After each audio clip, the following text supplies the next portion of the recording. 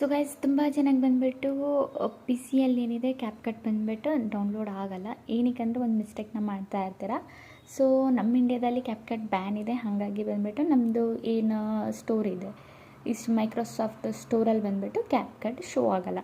So ನಮ್ಮ ಸ್ಟೋರಲ್ಲಿ ಕ್ಯಾಪ್ಕಟ್ show ಆಗಬೇಕು, ಈ ಥರ ನಾನು ಇನ್ಸ್ಟಾಲ್ ಮಾಡ್ತಿದ್ದೀನಲ್ಲ, ಈ ಥರ ನೀವು ಕೂಡ ಇನ್ಸ್ಟಾಲ್ ಏನಾದರೂ ಮಾಡಬೇಕಂದ್ರೆ ಜಸ್ಟ್ ನಿಮಗೆ ಒಂದು ಕೆಲಸ ಮಾಡಬೇಕಾಗಿದೆ ಅಷ್ಟೇ.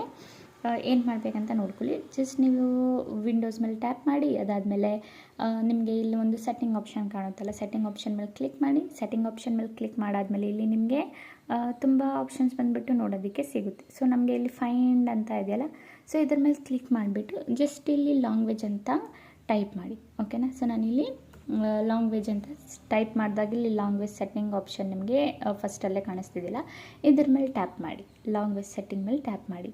ಅದಾದಮೇಲೆ ನಿಮಗೆ ಇಲ್ಲಿ ನೋಡಿ ತುಂಬ ಜನ ಬಂದುಬಿಟ್ಟು ಇಲ್ಲಿ ಇಂಡಿಯಾನ ಸೆಲೆಕ್ಟ್ ಮಾಡಿ ಇಟ್ಟಿರ್ತೀರ ಕಂಟ್ರಿಯಲ್ಲಿ. ಇಲ್ಲಿ ಈ ಪ್ಲೇಸಲ್ಲಿ ನೀವು ಬಂದುಬಿಟ್ಟು ಇಲ್ಲಿ ಇಂಡಿಯಾ ಸೆಲೆಕ್ಟ್ ಮಾಡಿರ್ತೀರ, ಬಟ್ ನಮಗೆ ಇಲ್ಲಿ ಇಂಡಿಯಾ ಸೆಲೆಕ್ಟ್ ಮಾಡೋ ಹಾಗಿಲ್ಲ. ನಮಗೆ ಬಂದುಬಿಟ್ಟು ಇಲ್ಲಿ ಯುನೈಟೆಡ್ ಸ್ಟೇಟ್ ಏನು ಕಂಟ್ರಿ ಇದೆ ಇದನ್ನು ನಾವು ಸೆಲೆಕ್ಟ್ ಮಾಡ್ಕೋಬೇಕು.